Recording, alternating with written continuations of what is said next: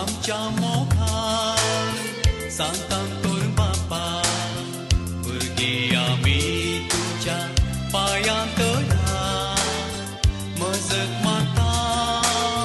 हर एक वेळा पाव तूं आमच्या जिणये काळा पेडे शिडे धांवून येता